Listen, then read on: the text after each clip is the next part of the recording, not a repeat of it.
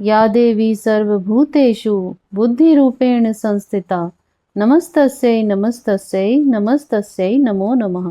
जय श्री राधे राधे दोस्तों, आप सभी का आपके अपने YouTube चैनल अध्यात्म भक्ति में बहुत बहुत स्वागत है। आइए आज आप सब सुनेंगे नवरात्र व्रत की कथा और जानेंगे नवरात्र के महत्व के बारे में। नवरात्र में माता दुर्गा को प्रसन्न करने हेतु 9 दिनों तक माता की पूजा अर्चना की जाती है। इन 9 दिनों के दौरान माता दुर्गा के 9 स्वरूपों का पूजन किया जाता है। प्रथमम शैलपुत्री च, द्वितीयम ब्रह्मचारिणी, तृतीयम चंद्रघंटेति कुष्मांडेति चतुर्थकम, पंचमम स्कंद मातेति, षष्ठम कात्यायनीति च, सप्तम कालरात्रीति महागौरीति चाष्टमम, नवमम सिद्धिदात्री च नवदुर्गा प्रकृतितः। इन 9 देवियों का 9 दिनों तक पूजन किया जाता है।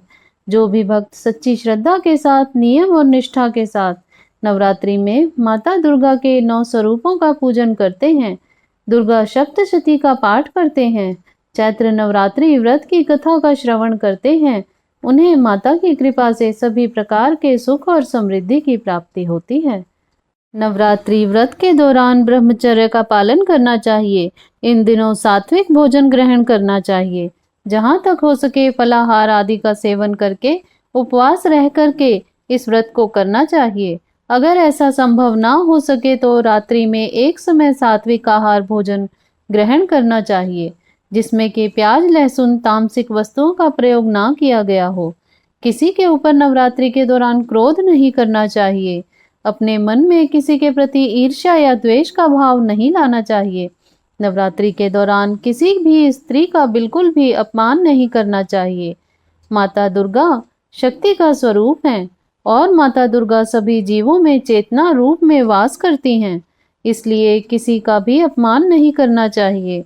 धर्म का आचरण करते हुए माता का पूरे विधि विधान के साथ 9 दिनों तक पूजन करना चाहिए। तो आइए सुनते हैं नवरात्रि व्रत की कथा। तो बोलिए प्रेम से माता दुर्गा की जय। बहुत समय पहले की बात है कि एक बार बृहस्पति जी ब्रह्मा जी से कहने लगे, हे भगवान, आप अत्यंत बुद्धिमान, सर्वशास्त्र और चारों वेदों को जानने वालों में श्रेष्ठ हैं। हे प्रभु, कृपा कर मेरा वचन सुनिए। चैत्र आश्विन माघ और आषाढ़ मास के शुक्ल पक्ष में नवरात्र का व्रत और उत्सव क्यों मनाया जाता है? हे भगवान, इस व्रत का फल क्या है? किस प्रकार करना उचित है? और पहले इस व्रत को किसने किया, सो विस्तार पूर्वक बताइए। बृहस्पति जी का ऐसा प्रश्न सुनकर ब्रह्मा जी कहने लगे, हे बृहस्पति, प्राणियों का हित करने की इच्छा से तुमने बहुत ही अच्छा प्रश्न किया है। जो मनुष्य मनोरथ पूर्ण करने वाली दुर्गा महादेवी, सूर्य और नारायण का ध्यान करते हैं, वे मनुष्य धन्य हैं। यह नवरात्र व्रत संपूर्ण कामनाओं को पूर्ण करने वाला है।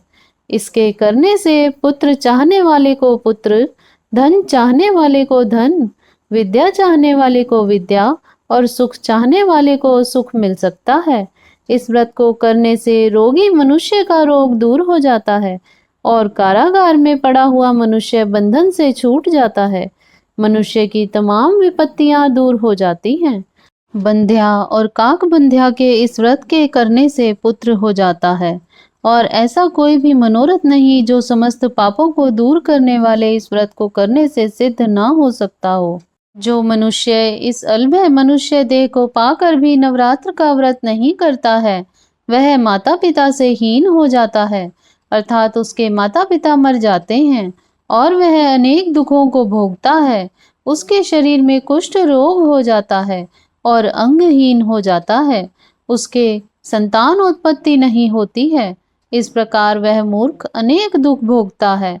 इस व्रत को ना करने वाला निर्दयी मनुष्य धन और धान्य रहित हो जाता है, भूख और प्यास के मारे पृथ्वी पर घूमता है और गूंगा हो जाता है। जो सुहागिन स्त्री भूल से भी इस व्रत को नहीं करती हैं, वह पति से हीन होकर नाना प्रकार के दुखों को भोगती हैं। यदि व्रत करने वाला मनुष्य सारे दिन का उपवास ना कर सके तो एक समय भोजन करे और उस दिन बांधुओं सहित नवरात्र व्रत की कथा श्रवण करे।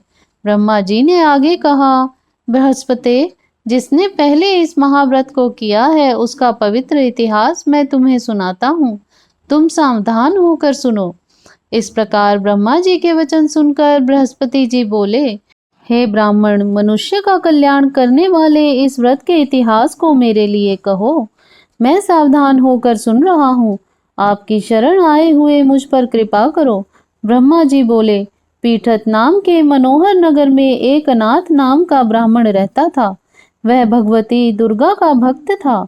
उसके संपूर्ण सद्गुणों से युक्त मानो ब्रह्मा की सबसे पहली रचना हो ऐसी यथार्थ नाम वाली सुमति नाम की एक अत्यंत सुंदर कन्या पैदा हुई।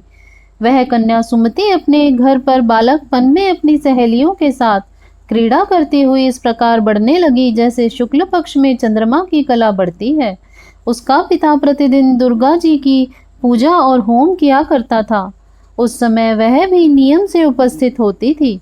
एक दिन वह सुमति अपनी सखियों के साथ खेलने में लग गई और भगवती के पूजन में उपस्थित नहीं हो सकी। उसके पिता को पुत्री की ऐसी असावधानी देखकर क्रोध आया और पुत्री से कहने लगा कि हे दुष्ट पुत्री, आज प्रभात से तुमने भवानी का पूजन नहीं किया। इस कारण मैं किसी कुष्ठी और दरिद्र मनुष्य के साथ तेरा विवाह करूंगा। इस प्रकार कुपित पिता के वचन सुनकर सुमति को बड़ा दुख हुआ और पिता से कहने लगी कि हे पिताजी, मैं आपकी कन्या हूँ। मैं सब तरह से आपके अधीन हूँ। जैसे आपकी इच्छा हो वैसा ही करो। रोगी, कुष्ठी अथवा किसी के साथ जैसी तुम्हारी इच्छा हो मेरा विवाह कर सकते हो। होगा वही जो मेरे भाग्य में लिखा है। मेरा तो इस पर पूर्ण विश्वास है। मनुष्य ना जाने कितने मनोरथों का चिंतन करता है, पर होता वही है जो भाग्य में विधाता ने लिखा है। जो जैसा करता है उसको वैसा ही फल कर्म के अनुसार मिलता है, क्योंकि कर्म करना मनुष्य के अधीन है पर फल दैव के अधीन है। जैसे अग्नि में पड़े हुए तृण आदि उसको अधिक प्रदीप्त कर देते हैं, उसी तरह अपनी कन्या के ऐसे निर्भयता से कहे हुए वचन सुनकर उस ब्राह्मण को और अधिक गुस्सा आया। तब उसने अपनी कन्या का एक कुष्ठी के साथ विवाह कर दिया और अत्यंत क्रुद्ध होकर पुत्री से कहने लगा कि जाओ जाओ, जल्दी जाओ, अपने कर्म का फल भोगो। देखे केवल भाग्य के भरोसे रहकर क्या करती हैं।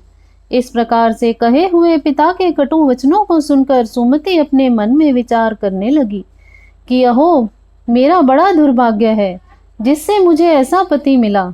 इस तरह अपने दुख का विचार करती हुई वह सुमति अपने पति के साथ वन में चली गई और भयानक वन में कुशायुक्त उस स्थान पर उन्होंने वह रात बड़े कष्ट से व्यतीत की। उस गरीब बालिका की ऐसी दशा को देखकर भगवती पूर्ण पुण्य के प्रभाव से प्रकट होकर सुमति से कहने लगी, हे दीन ब्राह्मणी, मैं तुम पर प्रसन्न हूँ। तुम जो चाहो वरदान मांग सकती हो। मैं प्रसन्न होने पर मनोवांछित फल देने वाली हूँ। इस प्रकार भगवती दुर्गा का वचन सुनकर ब्राह्मणी कहने लगी, आप कौन हैं जो मुझ पर प्रसन्न हुई हैं?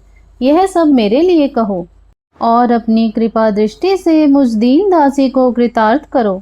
ब्राह्मणी का ऐसा वचन सुनकर देवी कहने लगी, मैं आदि शक्ति हूँ। मैं ही ब्रह्मा, विद्या और सरस्वती हूँ।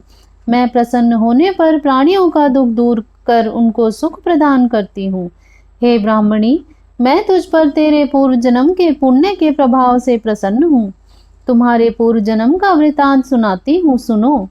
तुम पूर्व जन्म में निषाद भील की स्त्री थी और अति प्रतिव्रता थी। एक दिन तेरे पति निषाद ने चोरी की। चोरी करने के कारण तुम दोनों को सिपाहियों ने पकड़ लिया और ले जाकर जेल खाने में कैद कर दिया। उन लोगों ने तेरे को और तेरे पति को भोजन भी नहीं दिया। इस प्रकार नवरात्र के दिनों में तुमने ना तो कुछ खाया और ना ही जल पिया। इसलिए 9 दिन तक नवरात्र का व्रत हो गया। हे ब्राह्मणी, उन दिनों में जो व्रत हुआ उस व्रत के प्रभाव से प्रसन्न होकर तुम्हें मनोवांछित वस्तु दे रही हूँ। तुम्हारी जो इच्छा हो सो मांगो। इस प्रकार दुर्गा के कहे हुए वचन सुनकर ब्राह्मणी बोली कि अगर आप मुझ पर प्रसन्न हैं तो हे दुर्गे, आपको प्रणाम करती हूँ। कृपा करके मेरे पति के कोढ़ को दूर करो। देवी कहने लगी कि उन दिनों में जो तुमने व्रत किया था उस व्रत का एक दिन का पुण्य अपने पति का कोढ़ दूर करने के लिए अर्पण करो। मेरे प्रभाव से तेरा पति कोढ़ से रहित और सोने के समान शरीर वाला हो जाएगा। ब्रह्मा जी बोले। इस प्रकार देवी का वचन सुनकर वह ब्राह्मणी बहुत प्रसन्न हुई और पति को निरोग करने की इच्छा से ठीक है ऐसा बोली। तब तक उसके पति का शरीर भगवती दुर्गा की कृपा से कुष्ठहीन होकर अति कांति युक्त हो गया, जिसकी कांति के सामने चंद्रमा की कांति भी क्षीण हो जाती है। वह ब्राह्मणी पति की मनोहर देह को देखकर देवी को अति पराक्रम वाली समझकर स्तुति करने लगी। हे दुर्गे, आप दुर्गत को दूर करने वाली, तीनों जगत का संताप हरने वाली, समस्त दुखों को दूर करने वाली, रोगी मनुष्य को निरोग करने वाली, प्रसन्न होने पर मनवांछित वस्तु को देने वाली और दुष्ट मनुष्य का नाश करने वाली हो। तुम ही सारे जगत की माता और पिता हो। हे अम्बे, मुझ अपराध रहित अबला का मेरे पिता ने कुष्ठी के साथ विवाह कर मुझे घर से निकाल दिया। उसकी निकाली हुई मैं पृथ्वी पर इधर उधर घूमती रही। आपने ही मेरा इस आपत्ति रूपी समुद्र में उद्धार किया है। हे देवी, आपको प्रणाम करती हूँ, मुझ दीन की रक्षा करो। ब्रह्मा जी बोले कि हे बृहस्पति, इस प्रकार उस सुमति ने मन से देवी का बहुत स्तुति की। उससे की हुई स्तुति सुनकर देवी को बहुत संतोष हुआ और ब्राह्मणी से कहने लगी कि हे ब्राह्मणी, तुम्हारे उद्दालक नाम का एक अति बुद्धिमान, धनवान, कीर्तिमान और जितेंद्रिय पुत्र शीघ्र ही होगा। ऐसा कहकर वह देवी उस ब्राह्मणी से फिर कहने लगी कि हे ब्राह्मणी, और जो कुछ तेरी इच्छा हो वही मनोवांछित वस्तु मांग सकती है।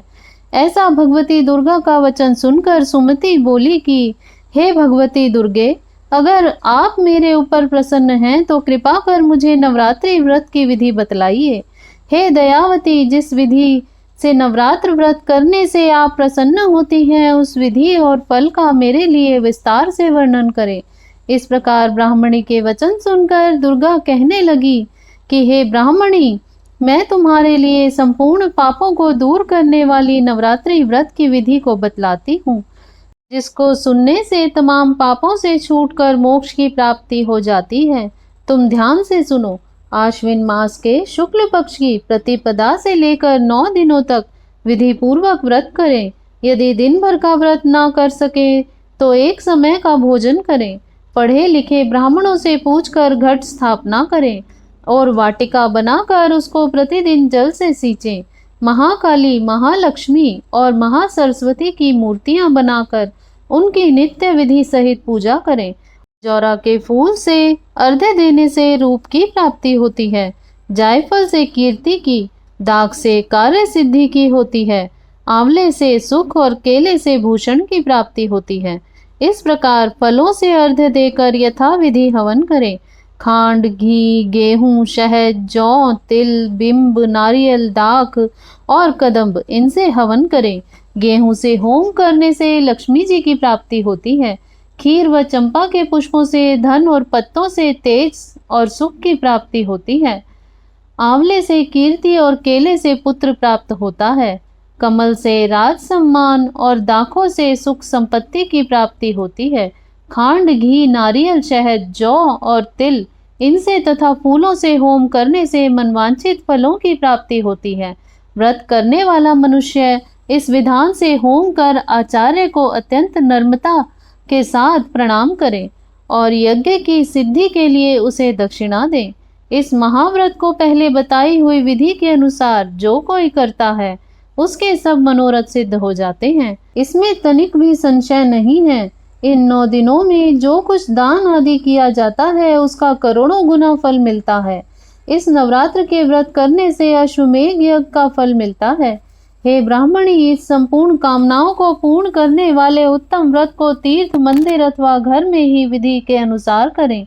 ब्रह्मा जी आगे बोले, हे बृहस्पति, इस प्रकार ब्राह्मणी को व्रत की विधि को और फल बताकर देवी अंतर ध्यान हो गई। जो मनुष्य या स्त्री इस व्रत को भक्ति पूर्वक करता है वह इस लोक में सुख पाकर अंत में दुर्लभ मोक्ष को प्राप्त होता है। हे बृहस्पति, यह दुर्लभ व्रत का महात्म्य मैंने तुम्हारे लिए बतलाया है। ब्रह्मा जी के वचन सुनकर बृहस्पति जी आनंद के कारण रोमांचित हो गए और ब्रह्मा जी से कहने लगे, हे ब्रह्मा जी, आपने मुझ पर अति कृपा की, जो अमृत के समान इस नवरात्रि व्रत का महात्म्य सुनाया। हे प्रभु, आपके बिना और कौन इस महात्म्य को सुना सकता है। ऐसे बृहस्पति जी के वचन सुनकर ब्रह्मा जी बोले, हे बृहस्पति, तुमने सब प्राणियों के हित करने वाले इस अलौकिक व्रत को पूछा है, इसलिए तुम धन्य हो। यह भक्ति शक्ति संपूर्ण लोगों का पालन करने वाली है। इस महादेवी के प्रभाव को कौन जान सकता है। तो बोलिए प्रेम से दुर्गा माता की जय, महाकाली महालक्ष्मी महासरस्वती माता की जय, नौ दुर्गा देवी की जय। तो आशा करती हूँ आपको यह जानकारी अच्छी लगी होगी। ऐसे ही ज्ञानवर्धक जानकारियाँ प्राप्त करते रहने के लिए, कथा को श्रवण करने के लिए, व्रत पूजा आदि के बारे में जानने के लिए आप यदि चैनल पर पहली बार आए हैं तो चैनल को सब्सक्राइब कर लें। वीडियो को लाइक करें, शेयर करें। सुखी रहें, स्वस्थ रहें। जय श्री राधे राधे।